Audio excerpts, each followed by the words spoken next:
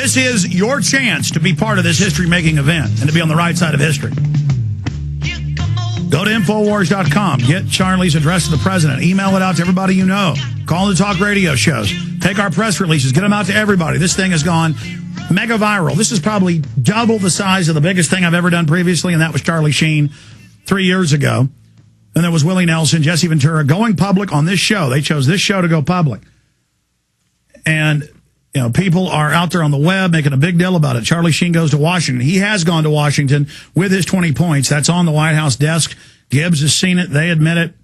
No doubt they're aware of this. It's all over national news.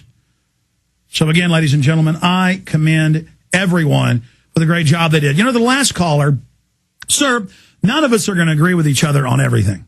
I would imagine you don't agree with your mom or dad or your cousin on every issue, or your preacher, or your boss, or your employees. It isn't about us all agreeing with each other on every issue. We have staged terror attacks. We have $23.7 trillion stolen in the first 10 months of the bailout and growing. We have all these wars. Obama putting 50,000 contractors in, taking 50,000 troops out, sending them to Afghanistan, increasing the number of troops overall. We have him lying about everything.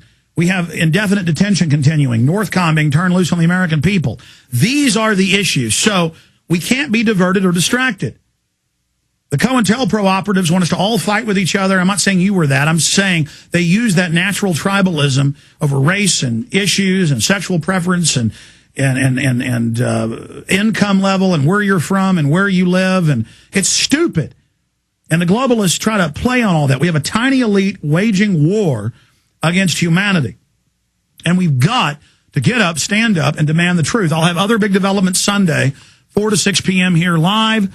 I'm finishing in the next week and a half Fall of the Republic. We are working around the clock to fight the New World Order. We're working around the clock to resist tyranny. We're doing everything we can. We're not perfect. We make mistakes. We don't get it 100% every time. But we're trying. It's that Teddy Roosevelt quote about we're in the arena. Get in the arena and fight for your future. A global corporate takeover is happening, run by eugenicists. For the globalist, a world government's only the beginning. It's the means to the end for worldwide extermination, for the end game. You heard Charlie Sheen talk about. And all the media people tuned in right now. And all your little factionalized groups.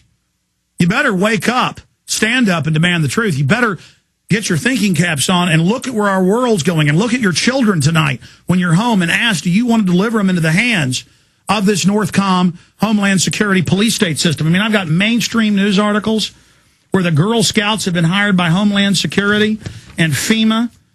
Mainstream news. Like, pull that up about Girl Scouts to work for Homeland Security, AP, Reuters, and it says to look for terrorists, to help their families, to watch their families. And they want national compulsory service. That's what the beginning of Obama with a milquetoast speech, getting the kids used to lining up in front of the big TV screens like 1984 and getting their marching orders. Obama's continuing everything Bush did under phony left cover. Shatter the left-right paradigm. Expose the bankers in the Fed. If we don't do this, it's over. I've been the most successful at fighting the New World Order of anybody in the planet, except for maybe Ron Paul, because I've understood how their system works. I've understood how they operate. And I've taught people and led by example for folks to learn how to stand up and to take on the globalist. This is serious. This is real. They're imploding the economy to make you be driven into the arms of the government, to make you be dependent on them.